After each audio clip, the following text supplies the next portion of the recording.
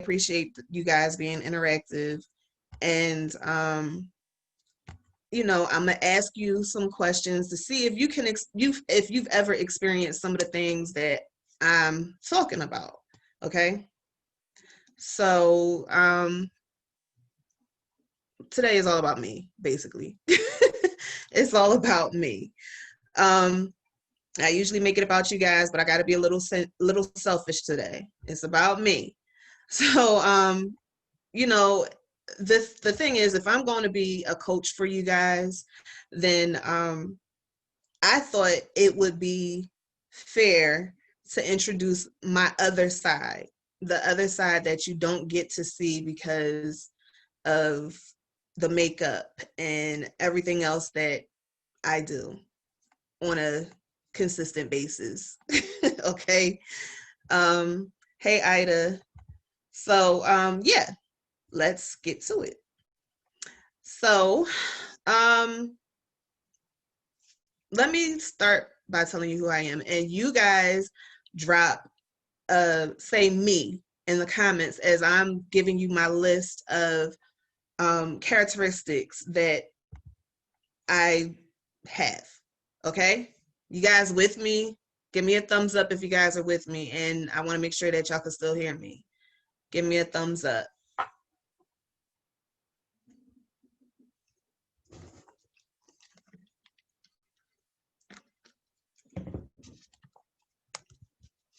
Hello, mother.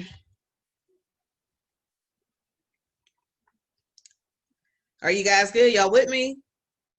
Yes, no, maybe so. Thumbs up. All right. Okay.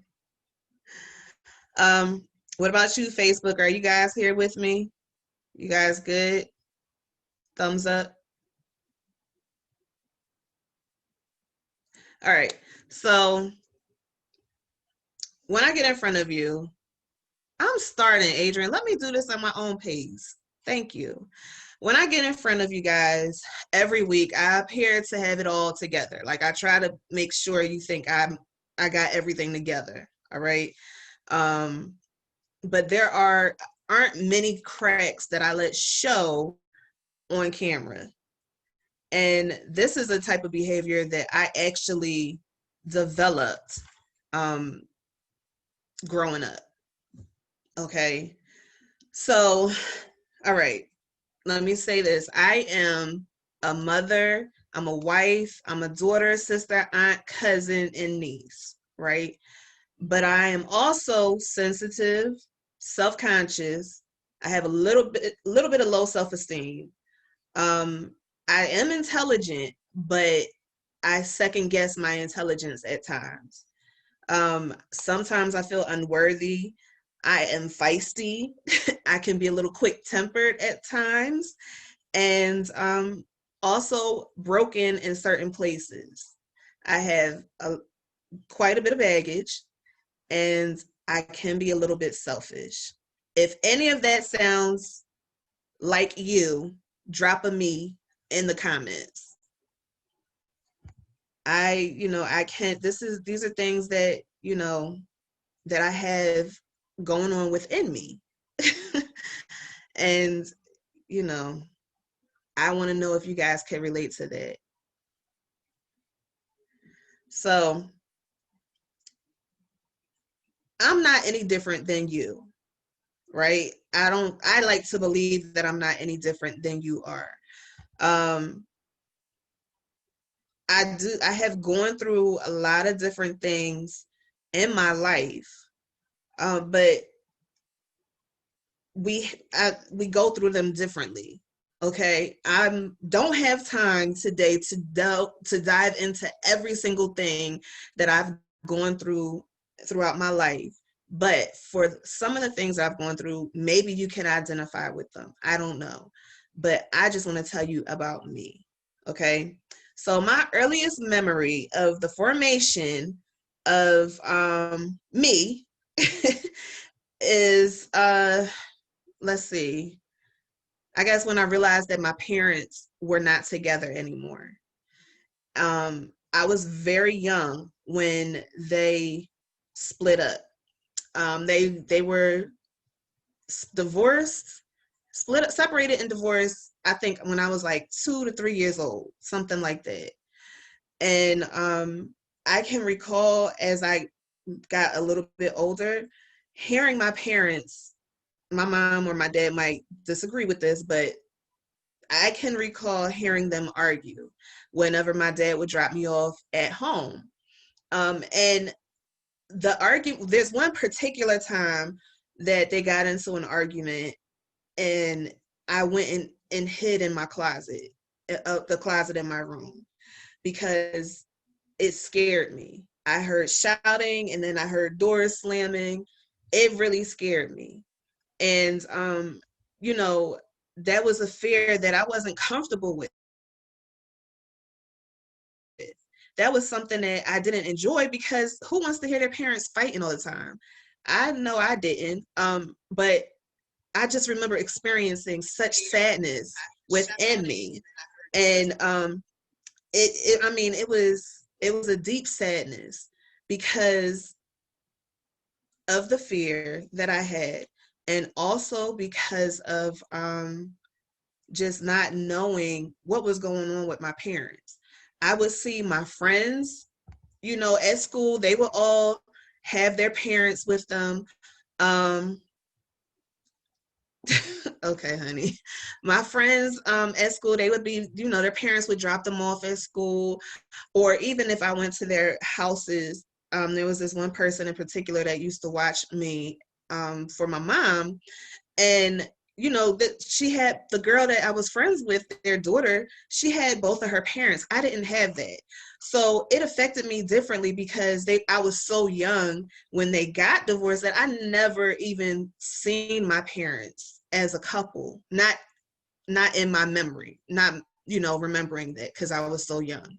So that was something that was kind of like a missing piece of the puzzle for me.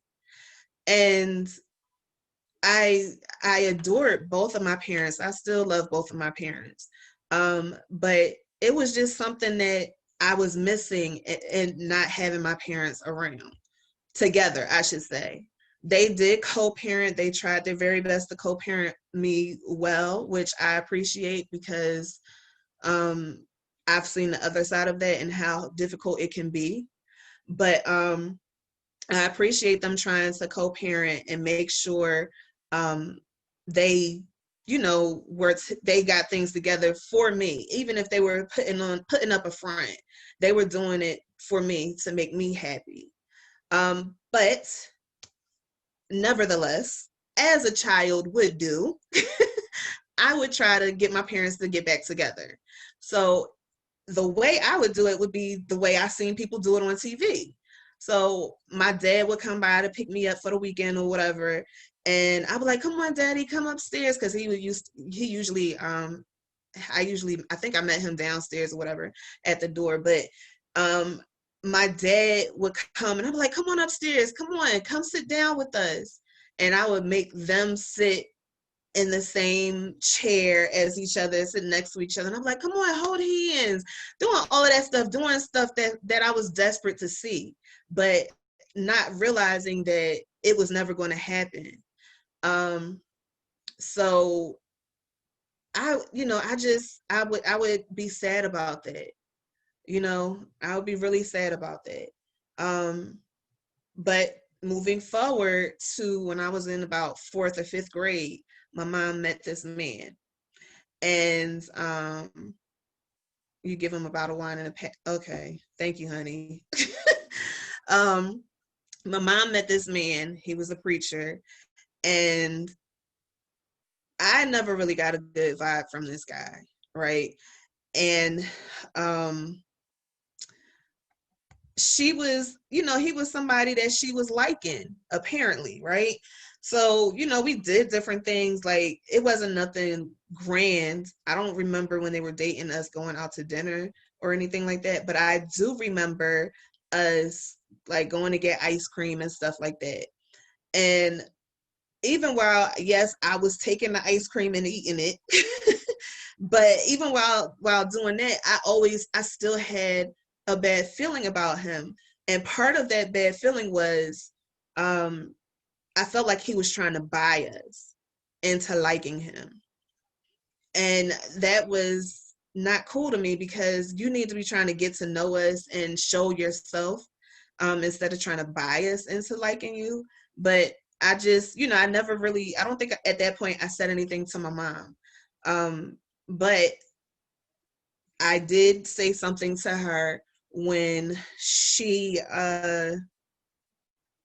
when they told us that they were going to get married. I said something to her, and she doesn't remember this, but I remember telling her that I didn't like him. And it was almost like okay, I was a child, so what I had to say didn't really matter. So that hurt my feelings, and it made me almost kind of it made me lose my voice. Because I was like, well, I've been taught to say things and to be honest about stuff. And then when I'm honest with my mom about this situation, she wasn't with it. She didn't want to listen to what I had to say. And that hurt me, especially because of the connection that I have with my mother. That hurt my feelings a lot. Um, and okay, I've been talking. I need you guys to let me know, are you still with me? Hey, coach, thank you for being on. But anyway, um, they got married, and I remember the night of their wedding. My sister and I stayed at my mother's friend's house, and they went to a hotel or something for their wedding night. And I recall being so sad and upset that they got married that I cried. While I was in the bed, I cried until I threw up. That's how upset I was that my mom got married to this man. I cried until I threw up. And my mom's friend, she was not very nurturing towards us. So she was like, oh, she had a whole fit that I threw up in the bed or whatever. But she never stopped to ask me, well, what's wrong? She just kind of, fussed at me for doing that. But it's something that kind of helped formulate who I am. It took me a long time after that to really, I've always been outspoken. That is something that I got from my mother. If any of you know me and my mom, we kind of are in the same boat. I'm very outspoken, but there was certain things that I just would not speak about. And I learned to stuff everything in, hold everything in. I learned to do that, which is not healthy, and definitely not healthy for a child, because that can turn into so many other things. Mommy, it's okay. I'm over it. I forgave you a long time ago. It's okay. So yes, I stuffed and stuffed and stuffed and stuffed until I exploded. So there's one night in particular that after, it was not too long after they got married, but my mom and her husband were trying to blend the families because he had children. He had 3 children from his previous marriage. And, they were trying to blend us. And my stepbrother, that is the same age as I am, he used to bug me, and it really drove me crazy. So I kept going to their bedroom and telling on him. I'm like, please, can you tell him to leave me alone? Yada, yada, yada. But that just made him keep going. So the last time I went up to their room, my, I hate saying stepfather, but my stepfather, he got mad at me for, I don't know what they were doing. I don't know if maybe they was trying to get it in or something. I don't know. But he got mad at me for coming and interrupting them again. And I spoke my opinion. I said, I believe I told him, you need to get your son. And he grabbed me by my shirt. And the only thing, like, everything within me just left. once he grabbed me by the collar, and the only thing I could think to do was fight back. So me at 11 or 12 years old got into a physical altercation with a man, a grown man, my mother's husband at the time. And I I you know, I that's something I never had to do. I never had to fight a grown person. I was never thought to I was never thought to fight. You know, I was never taught to fight a grown person. But that night I felt like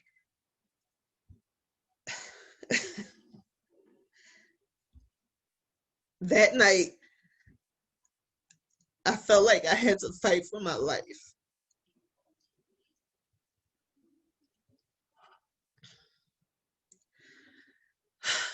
Okay. I didn't want to do this. So you know, I had to fight for my life because he was so much older than me. You know, he was a man. And one thing that happened um, during this moment was, you know, my mom grabbed me, and you know, she grabbed me and she kind of like, you know, threw me on the bed and was telling me to stop. At the time, I felt like that was a betrayal, and that my mom was, you know, taking his side. But what I didn't realize is that she was actually trying to protect me. And I didn't find that out until years later, that she was trying to protect me. Um, but I'm here. But that actually, you know, that actually turned me into that made me realize who he really was, and I was able to see who he really was. And I really, you know, I realized that he was not somebody that I wanted to be around, and not somebody that I wanted my family to be around. So after that, it that then came the abuse of my mother. And you know, he used to abuse my mom so terribly. And I remember seeing my mom with a busted lip, black eyes, you know, bruises all over her. One night he almost killed my mom. And thanks, coach. He almost killed my mom. And I saw him. I witnessed that. And I froze. I didn't know what to do. I know that I should have called 911. Trust me, I beat myself up all the time because of that. But my mom, I didn't know what to do. Um, I saw her, he was choking her out, and she actually passed out. So only thing that stopped him was my sister and I started screaming, and that made him stop. And you know, he started to, you know, slap my mom in the face to wake her up, to revive her or whatever. But that was the day that I saw my mom almost cross over, and that affected me so it affected me so terribly, and made me lose my trust in men. um i i I learned to not trust men. And we weren't ever allowed to talk to anybody about what was going on in our house. We were never allowed to talk about that. We were always told, you know, like most Black people, what goes on in my house stays in my house. And that is what we did. And it wasn't until after my mom left him that we even told anybody. Um, and I honestly, I didn't even tell my dad until I was an adult and I was living with him. When I was in my early 20s, I moved in with my father. And I didn't tell him until that day, until I moved in with him. And he was so upset because he was like, if I knew that this was going on, I would have never um, let that happen to your mom. He was like, I know that we aren't together, but I would have never let anything like that happen to your mom. And that meant a lot to me. But he was like, I could have came and stayed with him, and I thought about that. That night that my mom's husband and I got into the fight, I started packing my stuff up because I was leaving. But then I thought about my mom and my sister, and I was like, I can't leave them. So I had that mantle of, I have to stay here to try to make sure nothing else bad happens. And that, as a child, you don't think that you don't see things logically all the time. So I started to realize that when things kept happening, that I didn't have any power. And that also, turned into me, it turned into me, not wanting to speak on things. Thank you. Thank you, coach. I'm trying. But you know, things just happened. So I don't even know how long they were married. It felt like forever, but I'm not sure how long they were married. He was never able to keep a job or keep us stable. So we always were moving from house to house, never being able to just stay where we are because we would get evicted if we had our own place. We even ended up staying in hotels and motels at one point, and I want to say we maybe got kicked out of there at times, and that was a whole different situation. Staying in motels, it was crazy. We traveled, we stayed at whoever's house that would let us stay there, and that was just I after we did that, I was like, I don't ever want to move again in my life. So my mother, she decided to leave him at the last place we were staying at, and we moved and got it. She got us into this program that was helping us find a place, and we moved and had our own place. And I can remember that that night when we moved in, I was like, Mom, so are we done? Like, what are we doing? How are we going to protect ourselves? And she was like, she was trying to reassure me that nothing was going to happen. He wasn't going to be able to find us. And after after he died, not long after that, right? And after he died, I went into a deep depression. Hey, Unc, I went to a deep, deep depression to the point where I stopped eating. I stopped talking. I literally stopped talking because every time I would talk, I would start crying. So I stopped talking to everybody. It didn't matter who it was. My mom tried to get people to talk to me and see if they could find out what was going on with me. I had nothing for them. I couldn't talk.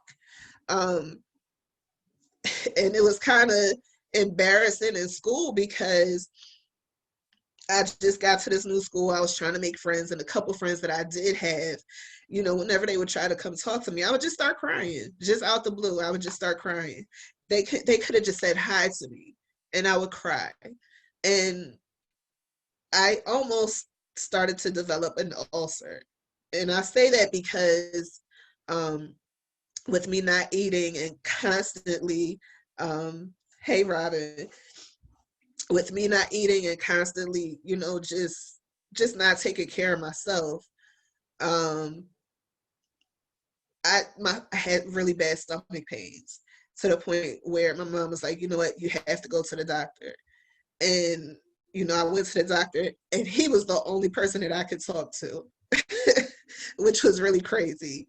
I tried to look him up to tell him how he saved my life, because I thought about killing myself. I actually one day I had a knife.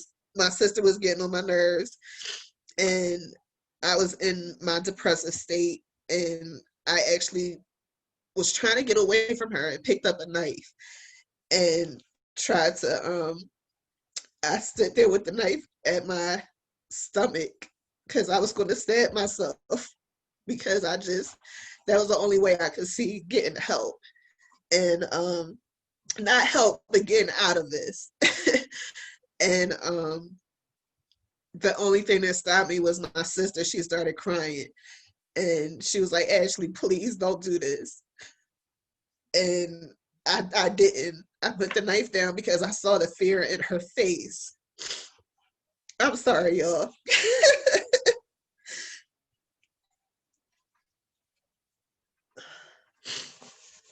This was not part of my plan. Okay. Um, but yes, I thank you guys for the comments, the good comments that you're sending me. You're strengthening me. But you know, after talking to the doctor, it was like something just switched and I got better. And I spent the time um, with my dad that weekend, and we did whatever I wanted to do, and that helped. Um, so I got through it because of my mom. She didn't stop praying for me, and she was always, always there for me. Even when I didn't think that, she was. Um, and I'm sure that she had her other friends praying for me. And the help of my doctor. Honestly, it was my doctor.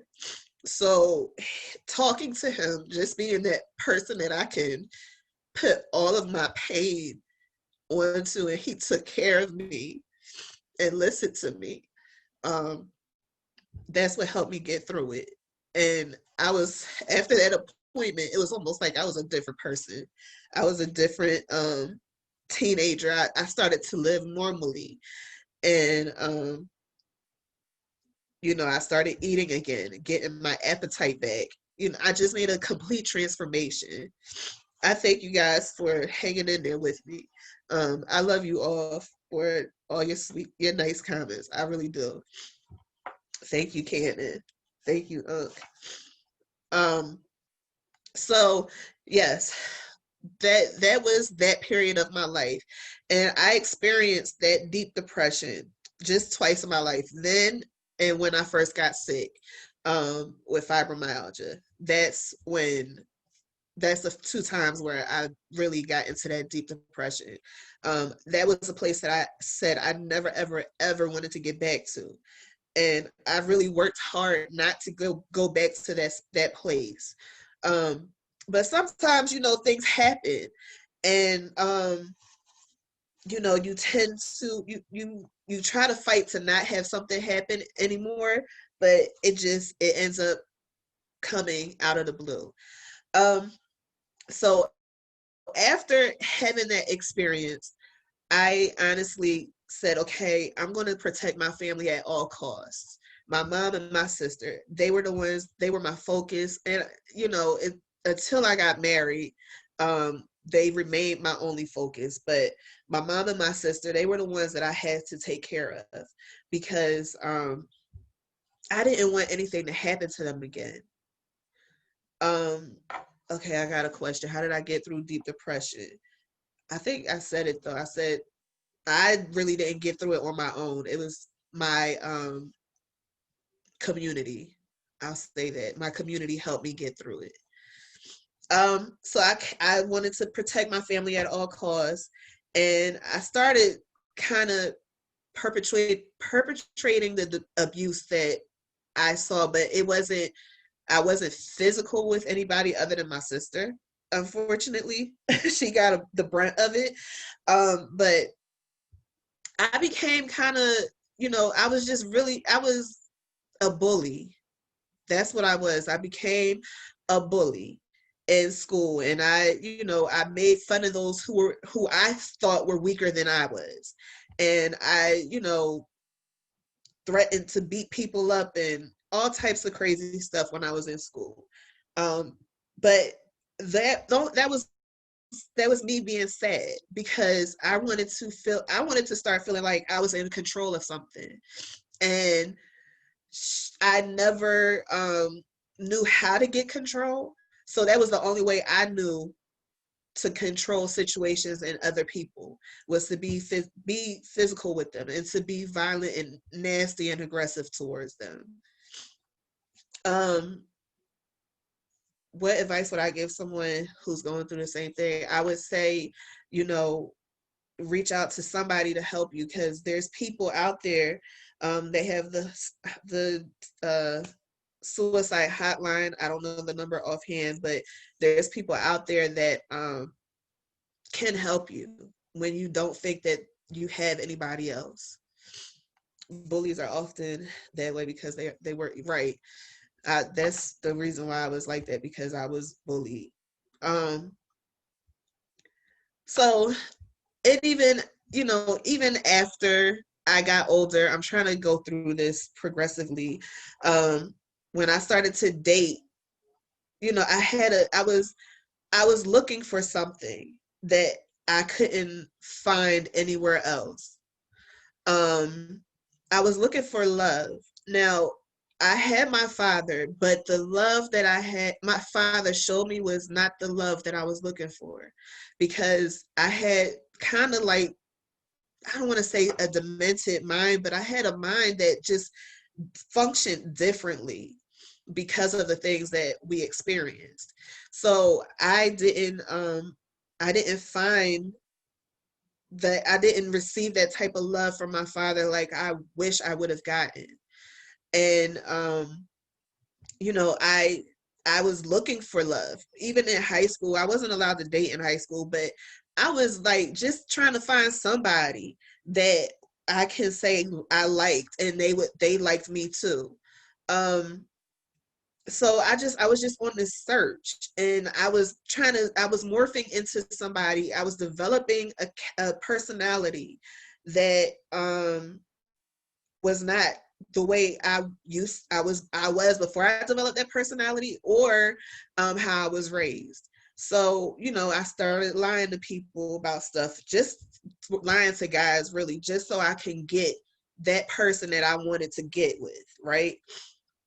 And um, you know, it was me on a quest trying to find love. And I didn't care if the person that I was trying to find love from was not my match. I didn't care about any of that. I didn't care um, if they, you know, just was something just like absolutely done. Somebody who was absolutely not for me. I didn't care. I just was looking for somebody to love me and to bring me the safety that I felt like I was missing. Um, let's see. Thank you for sharing that. Um, I allowed the guys that I got with to take advantage of me. And I allowed them to treat me like dirt and cheat on me and emotionally abuse me. Um, and they controlled me. I'll say one in particular controlled me. Um, and that was all of that was is what left me feeling like I was unwanted, unworthy, and unlovable by people. Though all of the things that happened to me while I was dating, that's what it made me feel like I was unworthy to be loved by people, by other men. And that actually created the cycle of the type of people that I was going after, or accepting their approaches towards me. Um, it was and it was my spirit would tell me, this person is not for you. You need to leave them alone. And I would ignore it because I'm like, they're giving me some attention. This is what I'm looking for. They're telling me that they love me, even though their actions weren't showing it. So, this was something that I was looking for. That's what I wanted, right? Until I had to take that break after my last relationship before I met Tariq. I had to take that break and um, try to heal. And I thought I healed all the way from that last relationship. But as I met Tariq and we started dating, I realized that I was still holding on to some things that I needed to let go. Okay. And I'm sorry. And so he had to break down a lot of walls. I've talked to you guys about this before. He had to break down on a lot of my walls because I wasn't letting him get close to me. I had this persona that I was trying to show. Show people. It blocked people from getting close to who I really was. I didn't want anybody to see me for who I truly was because I felt like I was ugly. And I'm not saying physically ugly. I felt like I was just ugly on the inside and nobody wanted to be around me or wanted to have me as a friend, a girlfriend, or any of that. Because I mean, honestly, I had a hard time holding on to friendships with girls. And I think that part of that is because of my losing my trust in people, men and people. Um, I had a hard time with holding on to friendships. Even to this day, I only have one really good friend. Everybody else that I consider my friends are more like my associates. And you know, that started to become comfortable for me because I didn't have to let anybody all the way in, right? If I just kept them as my associates and they wouldn't get close enough to me to see who I truly was. But that backfired on me because I lost a lot of good friends, people that I could have been really good friends with to this day. I had lost that friendship. So when I met Tariq, he helped me get so much get to a better place. He brought the things that I was missing. He had that. He was able to help me get past all of that negative space that I was holding on to. So I'm still working on trying to, have the get friendships with women now, because now I'm at a point in my life where I desire that friendship that I don't have. My best friend, she lives up in Pennsylvania. I'm here in Georgia. So, it's not like I can really see her. So yes, I have people that I could probably call right now and say, can we please, you know, um, hang out, have it come over to my house. I don't know, but I was trying to find me, and in that process, God put it on my heart, and I don't even know why, but God put it on my heart one day, just a few years ago. I know I'm jumping around, but just a few years ago, God put it on my heart to go on what I like to call the forgiveness campaign. So, the people that I fell out with, family members, um, my my stepdaughter's mother, my god sister, like a lot of people that I fell out with. God told me to reach out to them and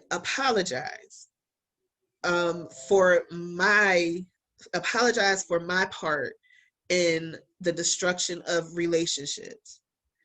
And even if I didn't have a real relationship with those people, like say for my stepdaughter's mom, we didn't have a real relationship, but what we had was my stepdaughter, and we had to be better for her. And I was stopping that from happening because I wanted to hold on to all of the issues that we had in our past. But she was honestly the only person out of all of the people that I contacted and apologized to, she was the only person that apologized back. Now, I wasn't expecting to get an apology from everybody, but I wanted it to be clear that I was, you know, I was sorry for my part. And, you know, she was the only one that apologized to me. And it was great. That made me feel really good. We're at a better place now, because we had to grow up, and we kind of grew up together. Even though she's older than me, we kind of grew up together. If that makes sense. Are you guys with me? Restoration. Thank you. Thank you. Thank you. Thank you. So they said that everybody else said that they forgave me, and I was appreciative of that. Um, but I will say a little thought came in my mind, like, okay, but y'all, you had some part in this now, but it's okay. I let it go. I wasn't gonna let that hold me back from moving forward in my life. And once I did that, um, everything started to open up for me, and I started to become a better person, a better version of me. Um, Unfortunately, one of the people that I apologized to, which was my god sister, she and I stopped talking right after I got married. Um, a year after I got married, she passed away. She actually passed away. It might have been 2 weeks after I sent that apology letter to her. And I never knew if she got it. She never responded to it. But my godmother, the day that she died, told me that she got my message, and she told me she forgave me. I didn't know that she was sick, and I believe that God had me do this because she was about to pass. So that really kind of messed me up, knowing that she was sick for a year and I didn't know it. But I'm moving on from that. But sometimes I go through these times where I, even with my husband, I don't feel like um I deserve the love that he gives me. I know that I do. Trust me, I know that I do. But sometimes it just feels like I don't. Because of that stuff that I still have to work on. The stuff that I have that's, deep down, things that I have to work on. Like I told you in the beginning, I do have a little bit of low self-esteem. Um, so, but he's patient with me, and he just continues to love me. Our relationship is not perfect by any means, but we are a work in progress. Um, I, we love each other, and we love the family that we have together, and what we love what we built. And because of that, that keeps us holding on to each other. And I'm happy. I'm actually at a place in my life where I'm happy. I always imagined myself writing a book about my story, and the last chapter of that book would be my happily ever after. And because my happily ever after is still in progress, it doesn't mean that the happily ever after will not have obstacles. There's still going to be things that you have to work on, um, things that you're trying to, get right. And I like to believe that I, I, I'm perfectly imperfect, and I'm beautifully broken. Okay, that's how I see myself. And like I said, I'm a work in progress. So if you guys are with me and you know where I'm coming from, I want you to put in the chat that you get me. Tell me that you got me. Okay? I need to hear that right now. I love you too, babe. I thank you guys for lifting me up during this and really being there for me right now while I'm telling you all of my secrets that I try to hide from people. Um, Thank you, Coach, for telling me you get me. Um, I really appreciate you guys, family. Thank you, Robin. I thank you guys for telling me that you get me. Thank you, sister. Thank you, Ida. Thank you, everybody. I really do appreciate you guys being here for me.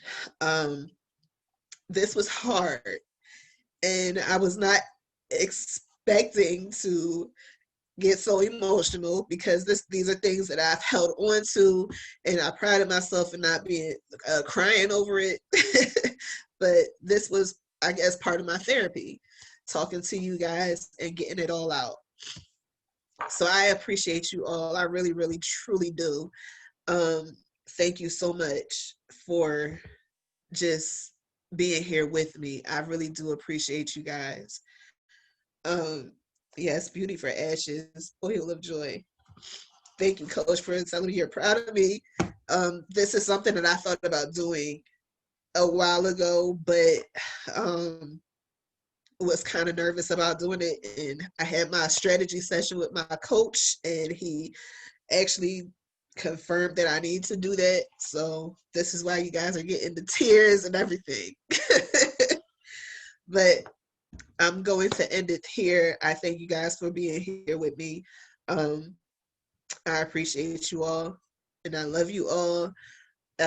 You can share this out if you want to. I hope that my message has helped somebody. Thank you guys. Bye.